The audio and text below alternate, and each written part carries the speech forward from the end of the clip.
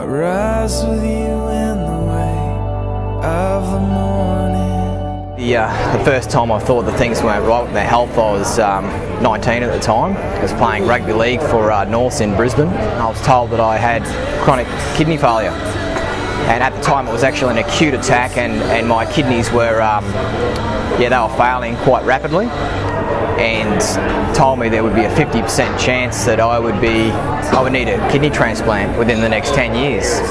As a 19-year-old, this was, you can imagine, a bit of a shock to the system. I was in absolute shock. Things weren't right. I continued to work, but there was just this fear that, this fearing this disease and what was going to happen in my future, in regards to getting married and, all the things that people hope for in life. And around probably the age of 25, I started to sort of dabble in a few more serious substances like ecstasy pills and speed. Just to drown the fear that I was feeling. Kidney function had reduced to 17%.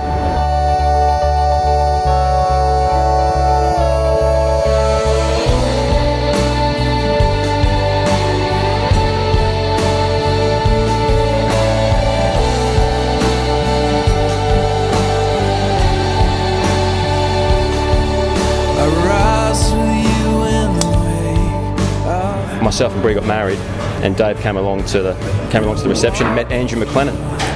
Andrew came up to me and he said, "I spoke to Dave at your wedding." He said, "I want to pray for him.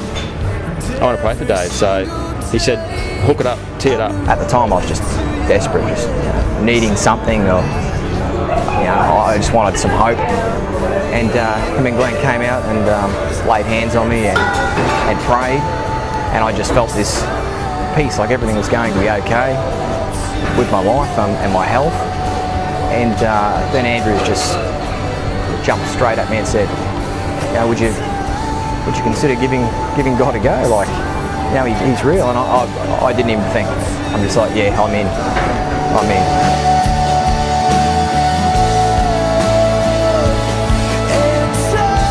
Through this time, I was told by the doctors within a year I would need a kidney transplant. Well, up came a year, 2 years, 3 years, 4 years, and I still had my kidneys, and they had actually increased in kidney function, which the doctor could not understand. They did increase.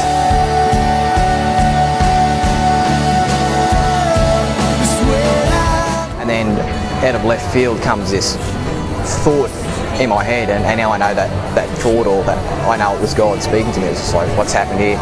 I started to sort of get this interest and a bit of a passion about India.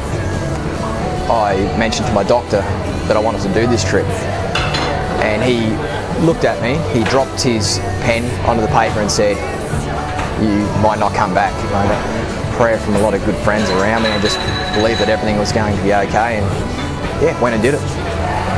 This is when we really got to sort of hit the field and do some real mission work, and that's something that I'll do again in the future.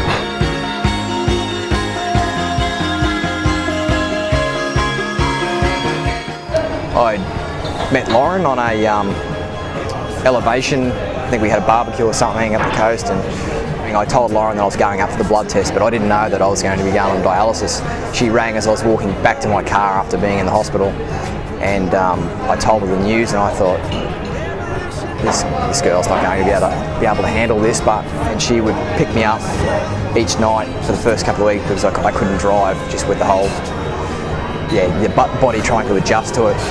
And so she was there through this time, and I remember I didn't even want her to come into the hospital and see me on this machine. One of these times she did, but she just stuck by me, the whole time.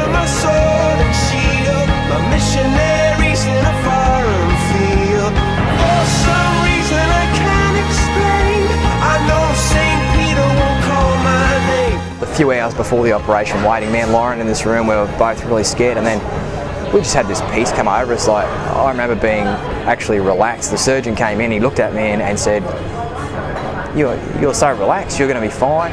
God's just so great, like everything's just turned out perfect. The doctors said that David was having a dream run. it's going to completely change our future and the life that we have together.